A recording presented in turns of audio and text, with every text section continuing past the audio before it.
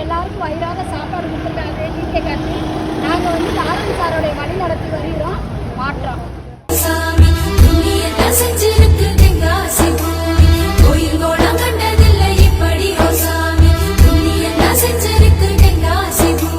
வானம் தேஞ்சு போச்சு, பூமி காஞ்சு போச்சு, ஏழை எங்களை ஏமாத்தி கிழக்கு இருட்டி போச்சு, மேக்க மறைஞ்சு போச்சு, காலம் எங்களை